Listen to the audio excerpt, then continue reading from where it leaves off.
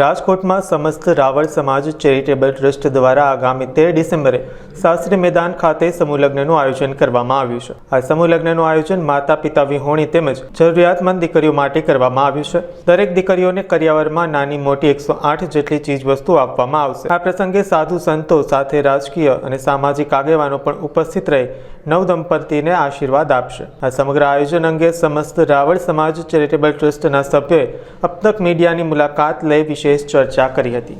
મારું નામ ગોપાલ બોરાણા, સમસ્ત રાવળ સમાજ ચેરિટેબલ ટ્રસ્ટ રાજકોટ પ્રમુખ તરીકે કાર્યરત છું। આ વર્ષે અમે દ્વિતીય સમૂહ લગ્નનું આયોજન કરવા જઈ રહ્યા છીએ શાસ્ત્રી મેદાન ખાતે, જેમાં માતા પિતા વિહોણી દીકરીઓ તેમજ જરૂરિયાતમંદ દીકરીઓ ને વિનામૂલ્યે અમે લગ્ન કરીશું અમે, અને 11 દીકરીઓનું સમૂહ લગ્નનું આયોજન છે અમારું।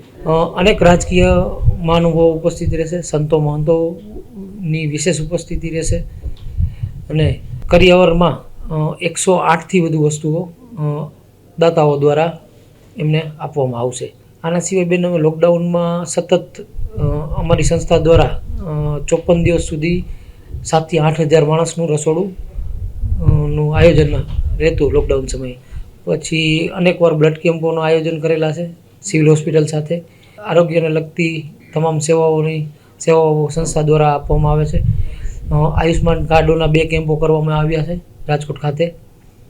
અને ખાસ વિશેષતા કે શાસ્ત્રી મેદાન ખાતે આ વર્ષે અમે કંઈક અલગ કરવા જઈ રહ્યા છીએ કે શાસ્ત્રી મેદાન ખાતે આટલું બધું પબ્લિક આશીર્વાદ દેવા પધારશે તો કોઈ બનાવ ન બને ત્યાં, તેની માટે અમે મિની હોસ્પિટલ ત્યાં સ્પોટ ઉપર ઊભું કરવામાં આવશે। ફાયર ફાઇટરો જેવા ઇમરજન્સી સેવાઓના બંદોબસ્ત પૂરતા ત્યાં હશે, અને પોલીસ સાથે